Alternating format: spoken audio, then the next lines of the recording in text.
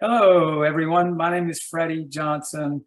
Thanks for having me on this Zoom. And my background is about 15, well, somewhere around 2007.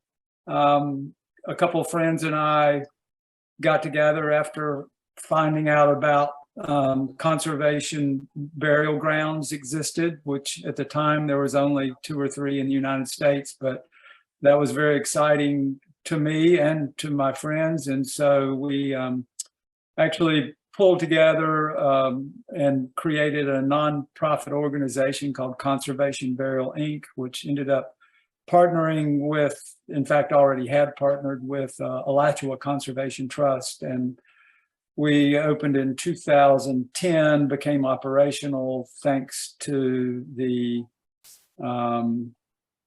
insistence of a dear friend, Dr. Kathy Cantwell, who was the first person to be buried there. And that's what she wanted. So in 2010, late August, is when Prairie Creek Conservation Cemetery started. And I last year gave up or turned over the executive directorship of that to one of the gentlemen that I hired called Carlos Gonzalez, who is now the executive director. I'm still a volunteer and help there on projects. While there, myself and some others at Prairie Creek started a national nonprofit called Conservation Burial Alliance, which I continue to work with on their board. And I've also, in the early part of those years, took home funeral guide training. So it's been, probably between 15 and 20 years of this, that, and the other, but very rewarding and meaningful for me. So today I'm here to talk a little bit about, and I'd like to keep this informal. So I've got some questions on a paper, but I may miss some because reading a paper at the same time is a little bit awkward. But we're talking about different possibilities for, I look at it as 2 different things and maybe 3 different things. But one is burying a loved one or a family member, whatever, on your own land, which is legal in Florida as far as the state statutes go, but not always appropriate depending on where you are and what the situation is. So that's one thing. And then combined with that, sometimes, often, but is having a home funeral. Kind of makes sense. If you're going to bury your loved one on your own land, why not go ahead and have a home funeral? Don't have to, but certainly is a reasonable thing to consider. And then I guess the third thing is sort of the logistics of how that happens relative to that loved one that is to be buried on your own land and have a home funeral, is how and where that person dies and how to logistically make that work. So let's start with the very basics of what you can do in Florida in terms of burying a family member in what's called a family cemetery. And this goes way back in history. I mean, there's family cemeteries that are out there right now, particularly in rural areas that may or may not be active, but they, from 100 years ago, were a family cemetery, and so there still are a family cemetery. There's probably also some family cemeteries that sort of got lost, and maybe who knows what the situation with them are now. But the main thing is the state law of Florida still allows that to happen as far as the state law goes. And but it does come with some caveats. First of all, the statute itself says that the acreage has to be less than 2 acres for a family cemetery. Now, it doesn't tell you any minimum. It just says it can't be more than 2 acres. Also tells you, the state statutes tells you that you can't sell you can't sell that space or anything. It's just, you know, for supposedly just for your family. I think there might be some wiggle room there if it's, you know, somebody you want and are okay with being buried in your family cemetery. But you can't charge them or sell the land or sell any spaces or in any way get money involved in that. The other thing that you have to recognize is the cemetery laws of Florida. Once you have a cemetery, regardless of whether it's a family cemetery or not, the state statutes require that it be available for visitation for family. So if you wanted to have bury, you know, a loved one or family member on your own property, you should also consider in that decision that if you ever want to sell or your heirs want to sell that property, that visitation to what you decide is your family cemetery is gonna keep going on. And that what that means is whoever might be buying that property, it could affect the value of that property, because, you know, where it might be really valuable to you, it might not be something that another person who's looking to buy the property is interested in, and yet that's the reality that they have to accept. So in other words, it could negatively affect the value of that real estate. How much, it depends on who the prospective buyer is and how much difference it makes. You know, my wife and I bought the property that I'm on right now, 5 acres in the woods, and along with that property came an easement to an African-American church cemetery that's essentially in our backyard. Well, we didn't care, you know, and periodically there's burials out there, which for me is, you know, no worries at all. And in fact, it's kind of neat because there's burials out there from the early 20th century. It's quite, you know, fairly old. The only thing that bothers me is that they're not natural burials, but that's me personally. So that virtually all of them have, you know, if not all of them have caskets and embalming and vaults and all of that, but it's okay. The other things is that even though the state statutes say that you can do this, they also say that at a local level, the local level actually gets to decide the details of whether you can do it or not and where you can do it. So the latest check that I had with Alachua County, which was very recent, their codes enforcement folks say, yes, nothing's changed. They defer to the state statute, so it's allowed, but they do require that it be an agricultural zoned area. And that's just because any cemetery probably, I'm saying probably because I haven't asked specifically the question, but it probably has to be in an agriculturally zoned area. So most rural areas are, like, once again, where I live, it's agriculturally zoned. So we could do that if we wanted. But it's also, there's also restrictions. The state allows, for instance, a subdivision to restrict that, or any county or city can create an ordinance that says you can't do that. And even though the state statute says you can, the local rules and policies, ordinances are what make the decision. They can trump the state statute in that case. Does that make sense? So in Alachua County, it's a yes, but you would want to make sure you're in an agricultural area. You would want to consider the fact that if you do this, what I usually tell folks, if it's not intended to be generational land, then I would hesitate and consider carefully before you start a family cemetery. Now, once again, remember, it has to be less than 2 acres, and you don't have to do this, but it makes sense to sort of sort of block it off and put some markers down. You don't have to have a fence if you don't want to. In fact, it might be nice not to have a fence, but you might want to have 4 corner markers and do a little bit of, you could do hand measurements. You don't have to have it surveyed. That's not necessary.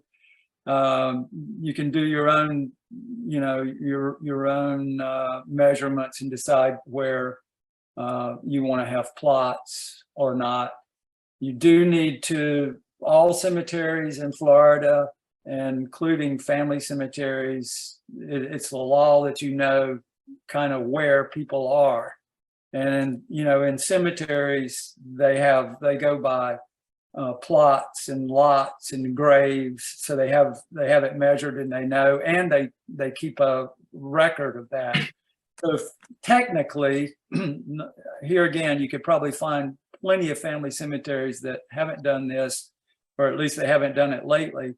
But technically, if you go by the Florida law, it's a cemetery, so you still need to keep records. And it kind of makes sense, you want to know where that body is of your loved one. And you also want to have records available for future generations.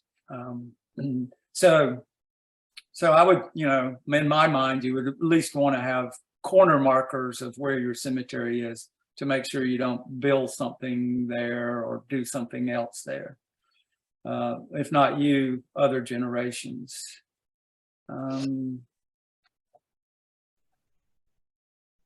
And that takes me to the possibility of, and you can be more specific if you want in questions regarding to the situation that you guys might be helping with, but I've helped numerous families with burying folks on their own land, and not only here in Alachua County, but in other counties.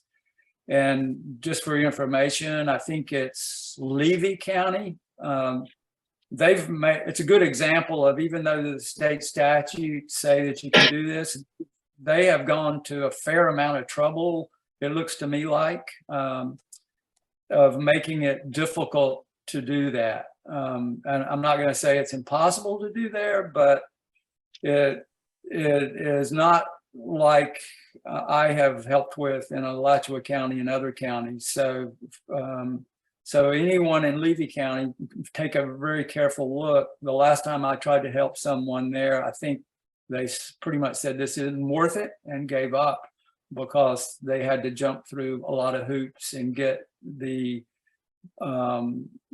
county board of directors involved, and a lot of time. In other words, time sequence stuff that, in the case of the family I was dealing with, they didn't have time to do that. They had a person that was dying, and a loved one, and they wanted to do it fairly quickly, and it just became impossible. But it brings up a point that both with home funerals and burying someone on your own land, all of those things, the more that you can pre-plan ahead of time and communicate with any possible people that you can see might be involved, the better. And Levy County is a good example.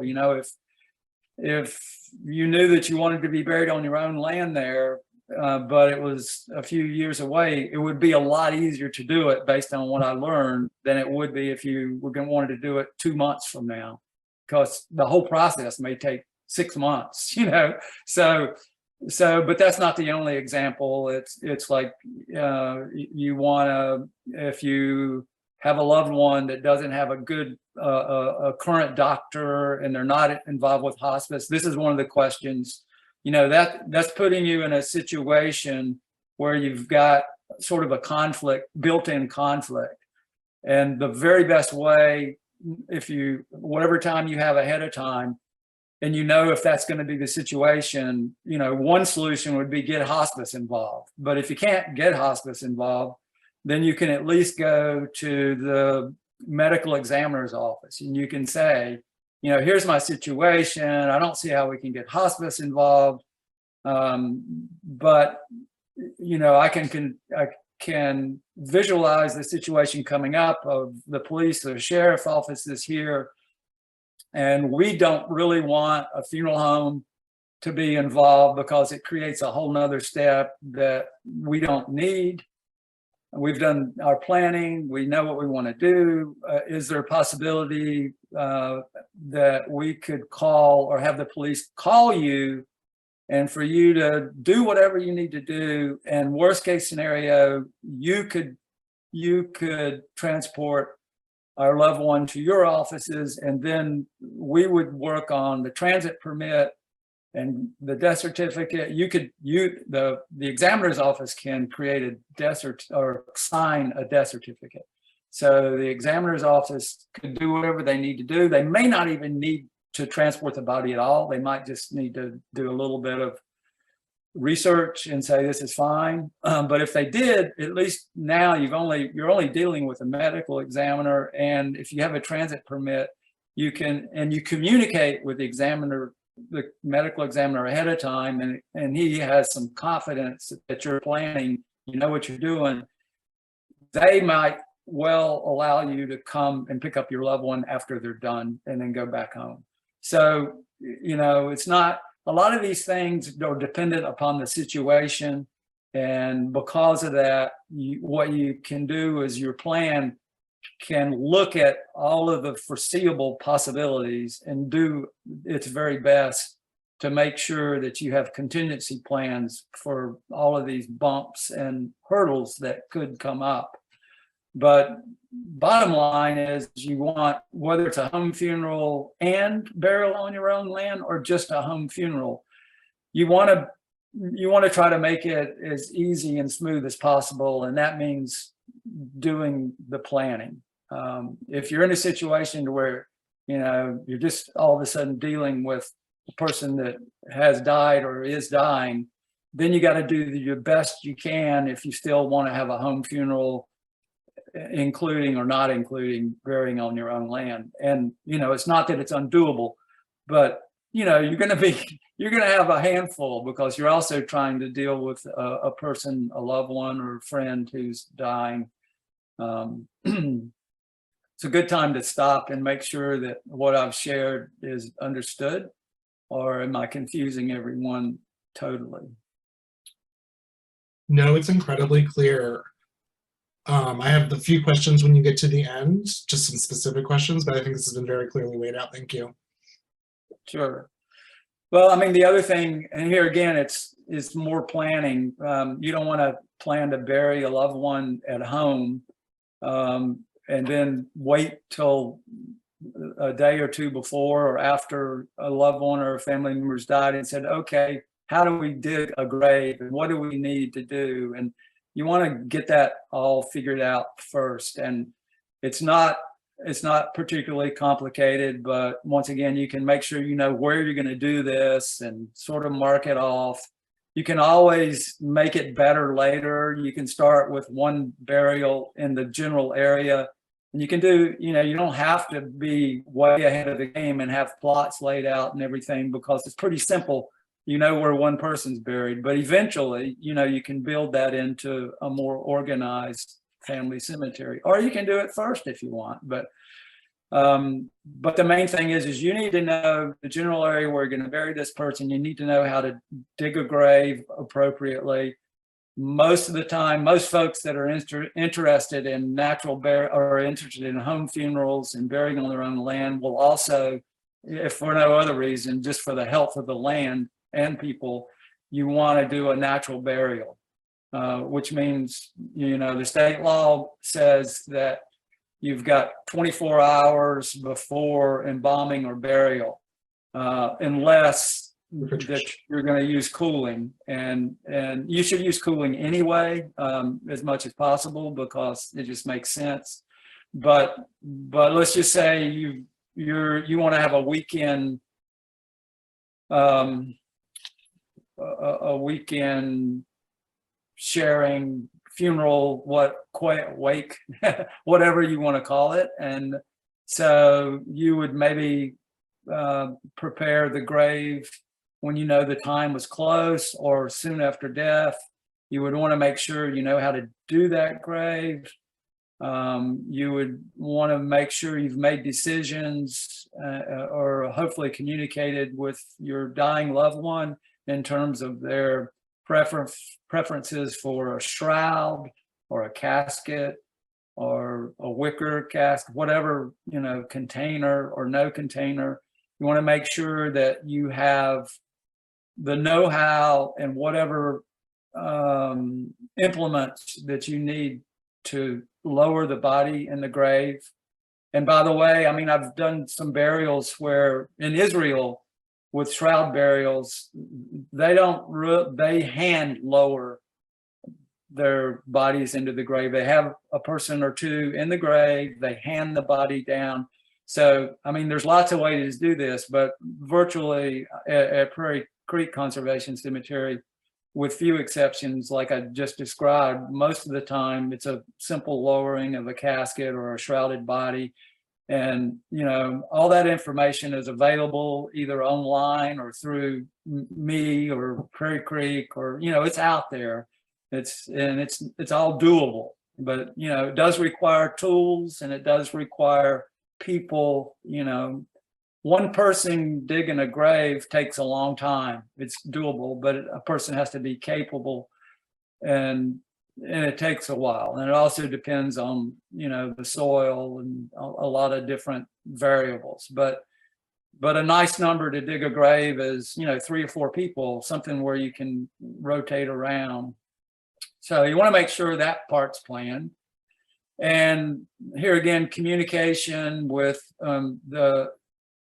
even though you're burying someone on your own land, let's say that we're doing that, you still have to have a death certificate signed. You know, who's going to do that? That needs to be thought about beforehand.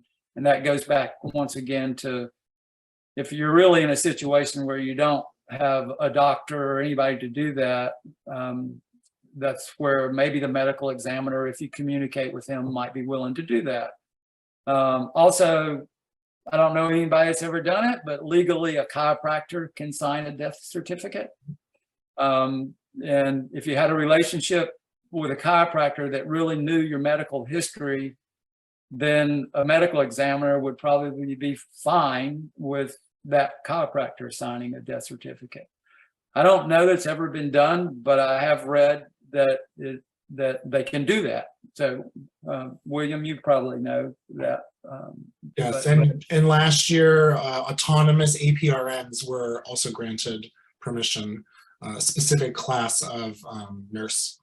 Nurse practitioners. That's a Is that right? Mm-hmm. Yeah. Yeah. Okay. Very good. That makes sense. They can also write scripts and stuff. Yeah.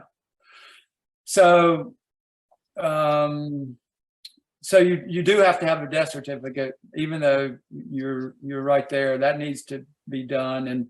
And locally, Final Friends is one source of getting that death certificate done, because they have a relationship with the Vital Statistics Office. They have a computer that can print out a death certificate. They can get all the information from you ahead of time. Virtually everything can be done with the exception of the signature of that physician or medical examiner. So it's good just to have that done if you know what's coming. If you don't use Final Friends, you can still do it all through the Vital Statistics Office, but it's a little, you know, it's a little more, there's more logistics there. Often takes a little more time to do it that way, but it's fine. The other thing that you have to have is you have to have a burial transit permit, and that comes through Vital Statistics. And you know, you can't get that through Final Friends, or as far as I know, anywhere else. That's what you have to get. And even though it's on your own land, legally the burial transit permit is what tracks where people end up, where bodies end up. So it's a, you know, a state record thing. And you can't get the burial transit permit until you get the signed death certificate.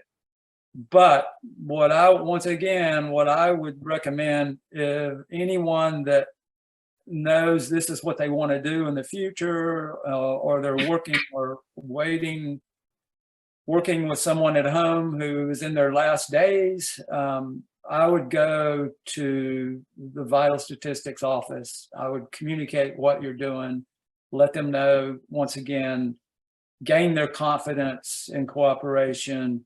They can make it easier or more difficult. So make sure that you keep them in the loop and try to get them in the loop early. The same is true, I would say it would be wise to have a backup funeral home that you've communicated with, because if anything goes awry, which there's a lot of variables here, most of the time it doesn't, but if you don't want to be scrambling around trying to find the right funeral home, or talking to a funeral home that tells you can't do this or whatever. You want to have talked to someone probably like William, and that understands what you're trying to do and has respect for it, and that you can use if you need them. Like there have been instances, and I think some of you know about these instances, but I've experienced instances where things just got crazy hectic at a home, where a person was going to have a home funeral, but because they didn't have good medical records or a doctor, you've now got the police or the sheriff's office there, and it creates all of this anxiety and mess. And at some point, what I've seen in the past, at some point, they just, myself or someone knew funeral directors that would help out, and we just connected them, and that solved the situation. It wasn't what was meant to be in the planning, but if they would have had, that as a backup, and it would be much easier on them to say, okay, this is one of those situations where we're just going to call our folks that we've talked to at the funeral home. So it's a good part of a plan to have. And it's also good, to have a plan not to use it, but it's better to have, a relationship there with someone that appreciates what you're trying to do. But it is definitely true that the state law certainly allows home funerals. You don't have to have a funeral director involved, but somebody has to be involved and head that up. And that's where, my terminology is an acting funeral director. That's not an official terminology, but someone, and it's usually a family member. Doesn't mean it has to be a family member, but almost always it's a family member. And they have to end up having their name on the death certificate. Mm-hmm. So somebody's got to be willing to take that role. And usually when you're doing home funerals and home burial, you need at least a small team. So, once again, planning, who's going to physically do this, and then who's going to have their name on the death certificate.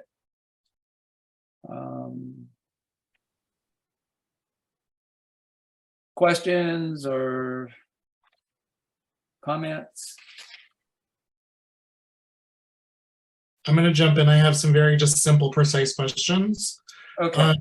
On a local level, when you talk about notifying county or city, who is the specific, or what specific organization am I coming to talk to about with that, to let them know I want to do a home funeral? I've heard commissioners, but I'm wondering who the specific best person is practice. Well, if you're doing a home funeral, you really, the home funeral part is separate from home burial. Yeah. So if you're going to bury on your own land, the steps are, you just make sure that you're in Alachua County. I can't speak for any other county, but if you're in another county, you got to go to the county and you got to say, here's what I'm planning to do. I own this land.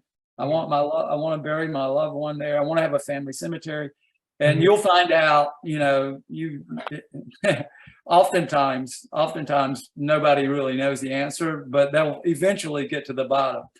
I believe that And about it. that's another point, that if someone actually just tells you you can't do something, whether it's home funeral or burying on your own land, Mhm. and they just tell you can't do that, or whether they're vital statistics, you can't stop there. You have to say, can you provide me the ordinance, the language, the actual ordinance or the statute or whatever. I can't tell you how many times I've helped people all over the state that they're in vital statistics. They're trying to do a home funeral, not a burial on their own land. They just are trying to do care for their own dead. Okay, that's what they're trying to do. And the vital statistics people there will tell them you cannot do that. It's against the law. So I have the name of this gentleman in Jacksonville who's a head of vital statistics. His last name is Jones, and that I'm blanking on his first name now, and eventually he won't be there, so I'll have to have another name. But I just say, have the vital statistics people call him and tell them to explain what you're trying to do. And every time, the dude in Jacksonville tells them, help that person. They're doing what they're doing is fine, help them. And so the same is true for county and city offices, is if they say that, you have to ask, for them to show you the writing of the ordinance, because people talk like you can't do it. The same, William probably will support me on this. The same thing can happen with funeral homes, and it's not necessarily they want to lie to you or anything. It's that they think that's what they think, and same with hospitals and facilities. It's a part of the death fear in our culture.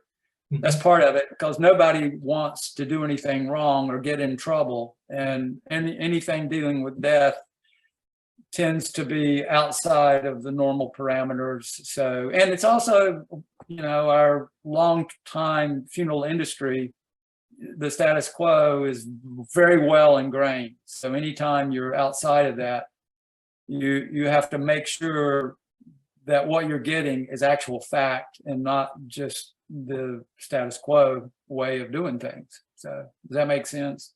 It does. I sort of lost, yeah, but back to your question. So if you're just doing a home funeral, you don't really need to get in touch with anybody other than, I would suggest, vital statistics, just to give them a heads up. Okay. And so, but in terms of burying on your own property, yeah, I would make sure, if you're in Alachua County, you don't need to ask them, at least right now. I just confirmed that a day or two ago once I knew we were going to do this. But you do need to make sure you're in an agricultural zoned area. And if you don't know that, you would go to zoning, the county zoning department. Mhm. And they could probably also help you in codes and enforcement. But you could probably go online to where your property is titled and find out there. But if you're in an agricultural zone and you're not a part of any kind of subdivision, what do they call those things? Organizations, subdivision, where they have rules, and like you can't have I can't have a horse in your front yard or those kind of things. Because if you're a part of any neighborhood that has that kind of agreement, where everybody has an agreement to have a neighborhood organization, then you need to check on that. But I can assure you that Alachua County uses the state statute. So unless there's some ordinance or you're not in an agricultural area, you should be fine with that. And the rest of it's just about figuring out, how you're going to get the grave dug and be ready, and make sure you have all the partners you need, communicate with vital statistics, maybe communicate with a funeral director, funeral home as backup. do all those things that we've already talked about. Okay, Did I answer that, William? You did. And the truth of the matter is there isn't always a clear answer of who you have to notify. But to know that state, which is at the point what I was at in research, was the state doesn't have strong feelings about this. It's really a municipal and it's a city kind of question. My one other question is about the 2 acres. Is that the total amount of property you have, or is that the total area you have designated specifically for the family cemetery? That's as big of a family cemetery as you can have. So what if your total property is 2 acres? Obviously, you're not going to want to make your whole 2 acres the family cemetery, but you might want to make a half an acre your family cemetery. That's fine, as long as it's less than 2 acres. Okay. Yeah. So, but you have to have a minimum of 2 acres then to be able to do this, correct? No, you don't. Is there a minimum amount of land? Well, I guess he said there wasn't. No? There's no minimum amount of land. Okay. No, there's not. But if you're in an agricultural zone, chances are you're going to be 2, 3, 4, 5 acres, 10 acres. So yeah, they're only talking about the cemetery size. Got it. Okay. And a 2 acre cemetery seems incredibly small. It's big. But even for a natural burial ground, you can have at least 200 or 300 burials on there. So I mean, it's huge for a family cemetery. It can go for hundreds of years probably. So before it's filled. And just so everyone knows, cremation is considered a Final disposition. Final disposition. And in Florida, this is not true in every state, but in Florida, pretty much can do whatever you want with those cremains. And so it's not considered, you don't have to worry about anything for cremain burials. You don't even have to have a family cemetery. You can just have your own land. So although there is some argument could be made that if you bury cremains that you've created a cemetery, but it's not like well defined in law. Yeah, it's more of a national kind of conversation right now as to the definition of human burial, whereas you're talking about true human remains, body remains versus cremains. But you could also say that cremains are human remains. So that I've been in that sort of conversation nationally and for various reasons. But it's right now in Florida, it's not a problem to do whatever you want with cremains as long as you don't put it in public waters, put the cremains in public waters. And if you go to the ocean, which a lot of people do, here again, there's no cremains police out there. But if you want to do it legally, you got to go 3 miles out. You got to go 3 miles out. And yes.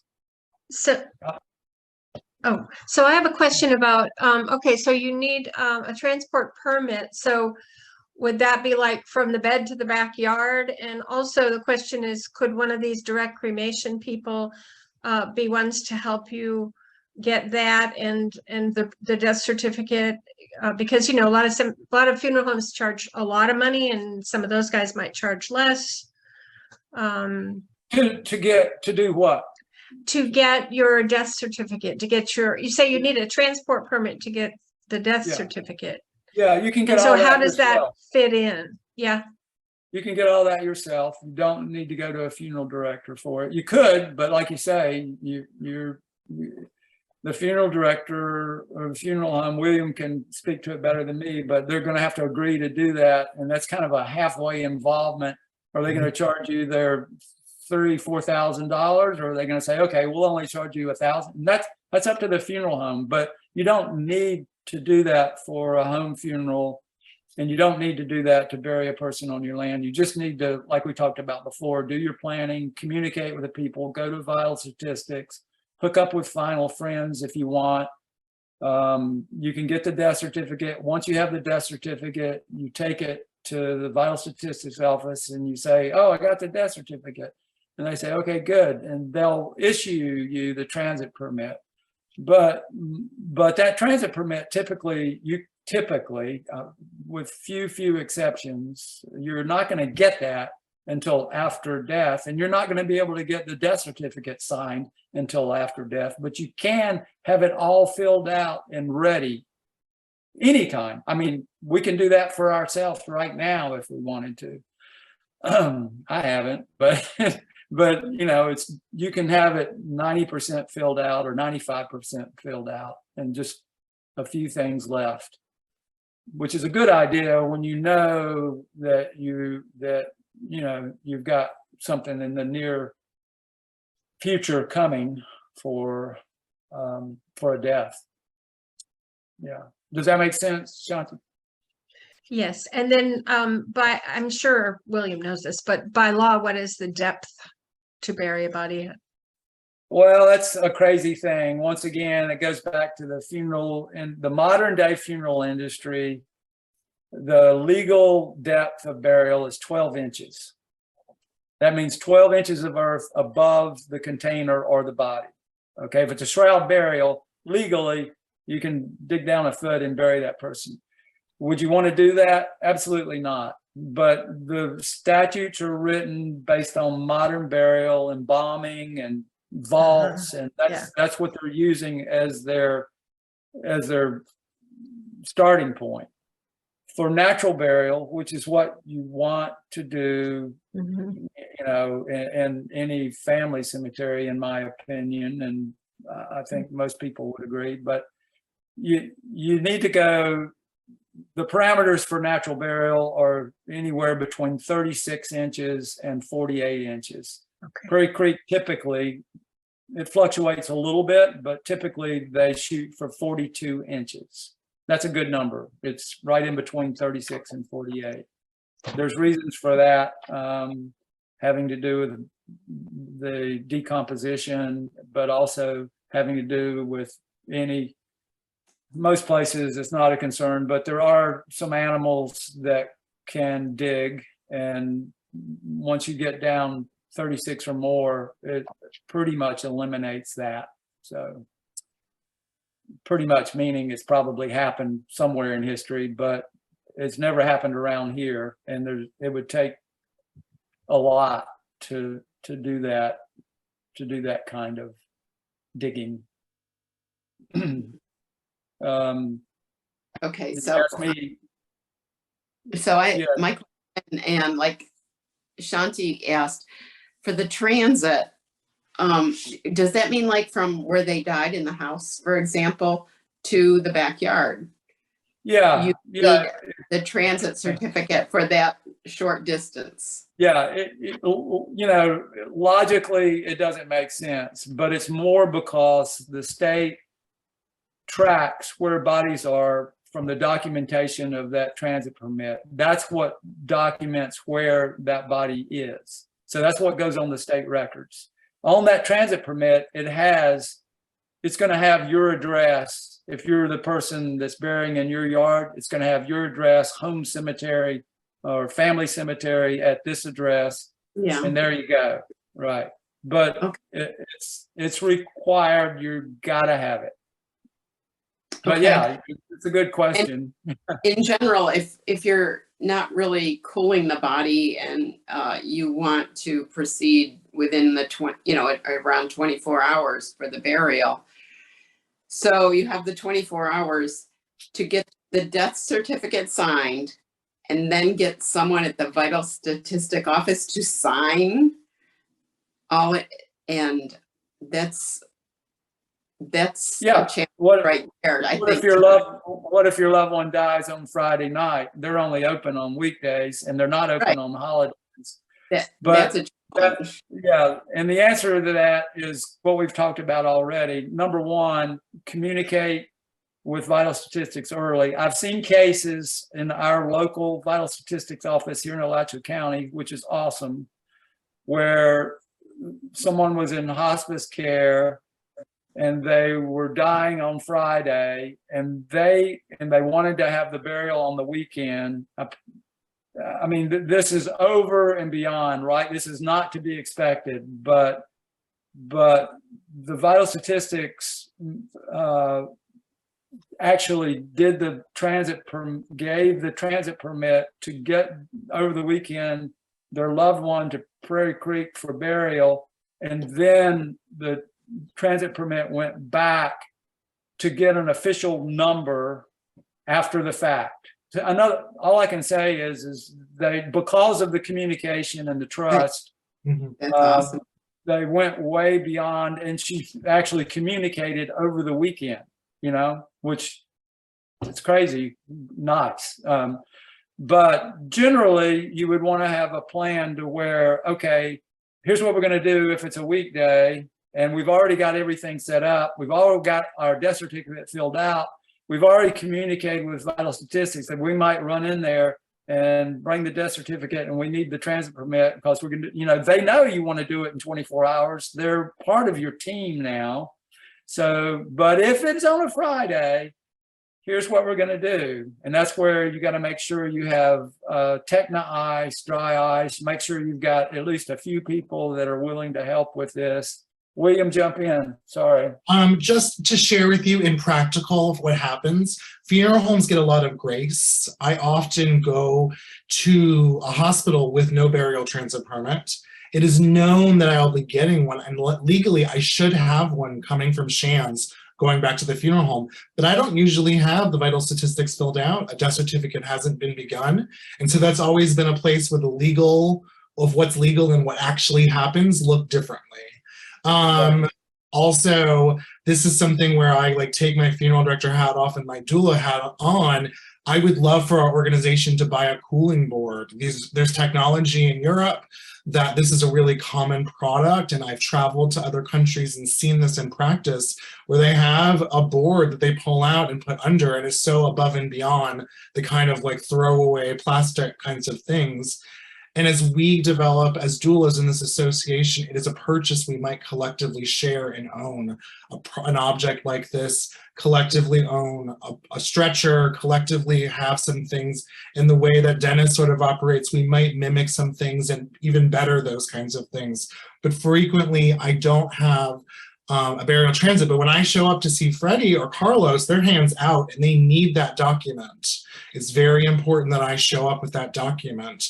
But I often get that document before, because I have access to the electronic death registry system, which immediately, once I have a doctor assigned, I can get that burial transit permit before I have a death certificate signed. But when you're doing this analog, and you're doing this the way that Dennis is doing it, the order is different. So funeral homes have a lot of grace extended to them. If I were to get pulled over by the police and they would say, where is your burial transit permit? And I didn't have it, they would likely extend grace to me, and I have this buffer because I'm a known, trusted person. And so if we can develop our relationships in the community, we have a new medical examiner who's about to step into the ME here in Alachua County. We need to go introduce ourselves.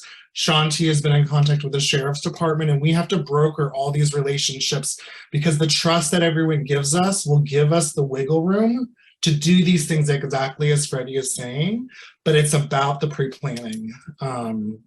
So often I don't have some of these things, and you're being held to a higher standard than sometimes I as a funeral director am held to, because this is out of the norm.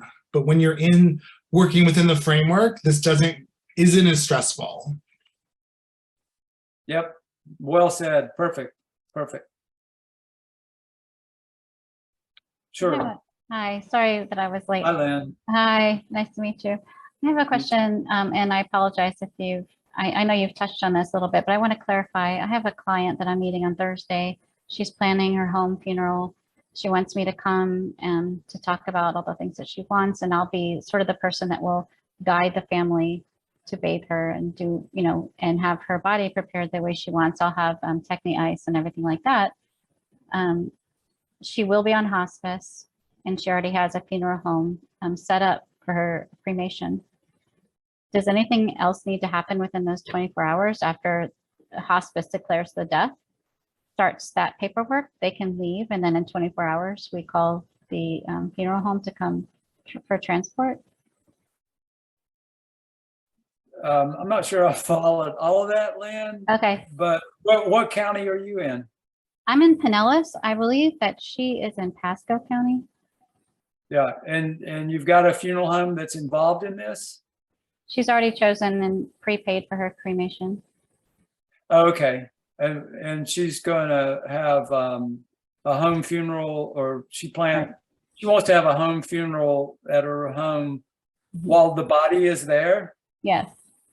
Okay, William, you can speak to this better than I, but for everyone, I mean, Florida law, you have 24 hours. Right. You have 24 hours there. You can, it's kind of this whole thing about when someone dies and it's in the middle of the night, and particularly when the death is expected, of course, you don't have to start calling people. You've got 24 hours, so Right. relax. And So you've got that, and as we've already said, it makes sense to cool pretty much anytime after death. At least make sure the air conditioner is on, but if you want to use Technice, that's fine too.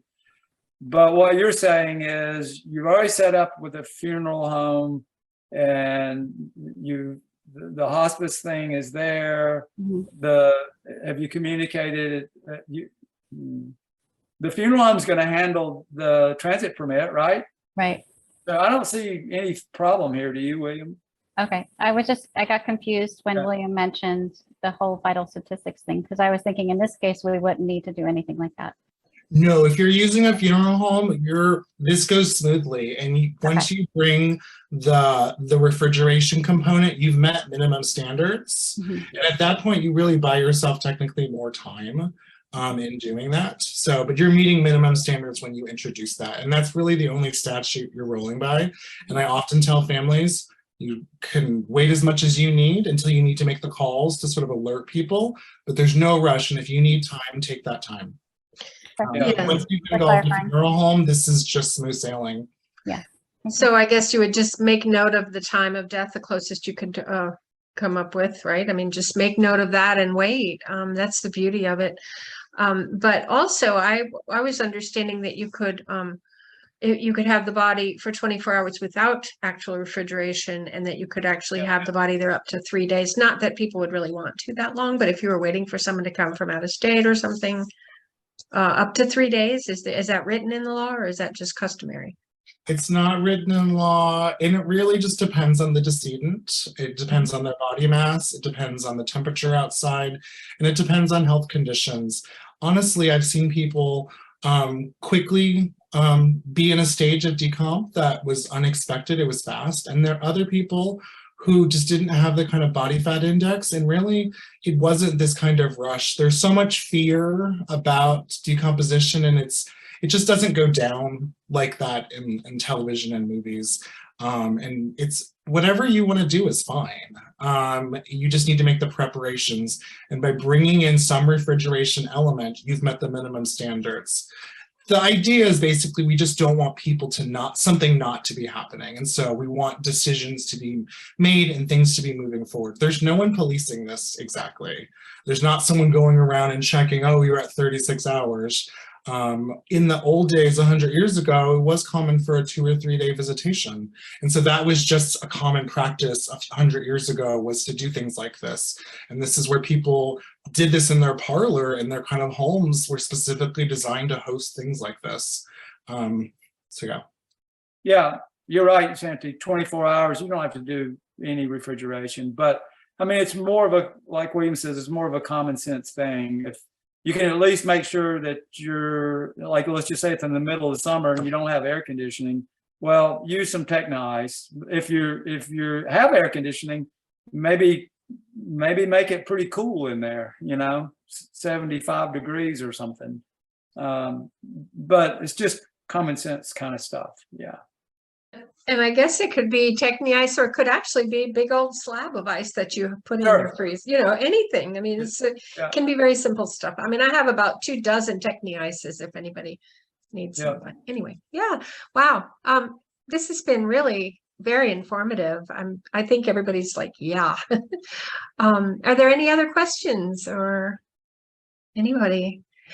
Freddie, we're so lucky to have you in this world. Oh, the community's lucky to the communities are lucky to have all of you. And William is, it's great that he's wearing that hat as well.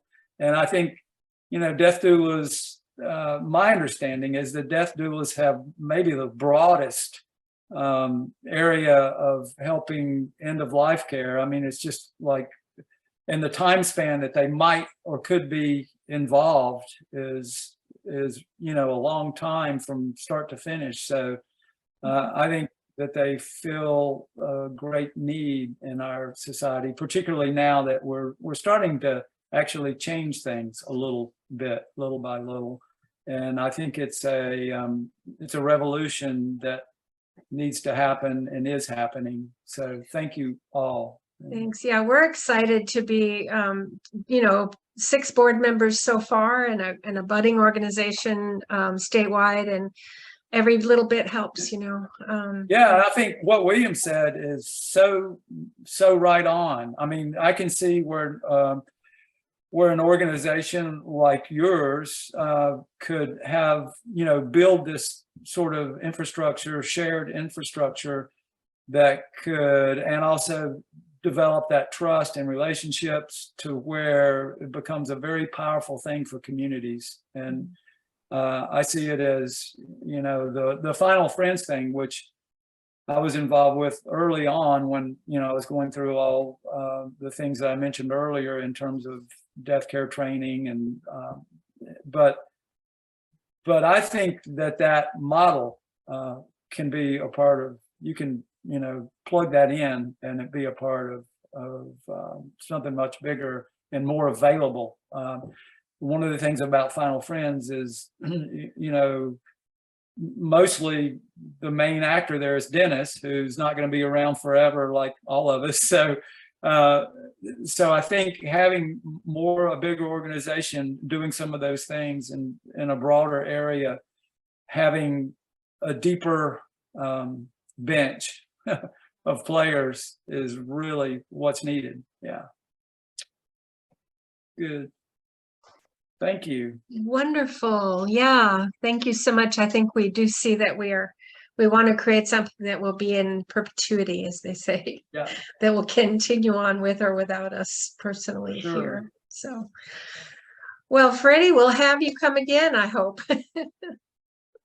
Anytime that I can be helpful, I'm very thankful, and I appreciate what all of you are doing. So keep it up.